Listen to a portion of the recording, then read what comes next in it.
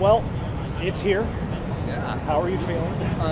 The excitement, you can feel it. If you look around the crowd, there's hundreds of people on this base that were excited to see a single airplane land. And if you look around the rest of the base, not just on the flight line, people are everywhere. The excitement is palatable.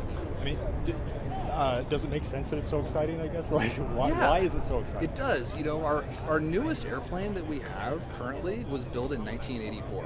This jet was built in 2020. Our old airplane is analog. This jet is digital. It really takes us to where we have relevancy and mission for decades to come. The reality is the old C model just wasn't going to be around that much longer, and so it always had question about the relevancy of the 142nd Wing and really all C model units. But with this airplane now, we're back in the fight. We're going to be here. We're going to be relevant. We're going to have great mission for decades. And that was going to lead into my next question. Yeah, why is it so important that this aircraft is here now, and also that the Defense Department chose this base, this wing, to be the first host? Yeah, the current F-15C with 1970s technology, really, it just can't really execute in the high-end fight anymore. It's limited to really kind of homeland defense type of roles anymore, despite the fact that it has 104-0 all-time air-to-air record. It was amazing back in Desert Storm, but that's kind of when it was at its peak. And since then, technology has frankly just surpassed it. This new airplane has digital flight controls, a better radar, tons of survivability systems that allow us to survive, to operate, and to be extremely successful in the highest end fight anywhere in the world.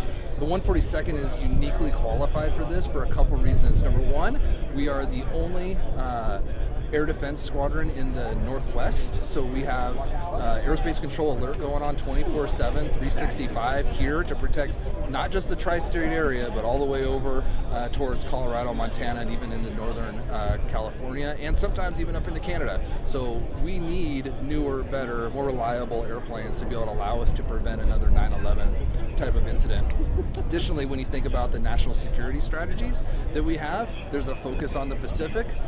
What could be better than a squadron and a wing located here in the Pacific Northwest? And when you think about the world-class airmen that we have on this base that are going to be able to maintain it, fuel it, supply it, and most importantly, maybe not most importantly, but equally important, fly it, there couldn't be a better selection than the 142nd Wing. Yeah. And of course, it's always good to ask these type of questions. The money, obviously, it's not it's coming from federal dollars and stuff, but still, it's a huge investment. It is. That in taxpayer money being made here. Like, yeah, how do you feel about that? And also just making sure that I guess money is looked after, that investment is looked after. Yeah, obviously the politics aside, people can decide what they want about that, but the reality is the F-15Cs are no longer relevant. It's really, there's some squadrons that are going to continue to fly it, and there's things that we can do to help enhance our national defense, but it's really tough, particularly in a high-end fight.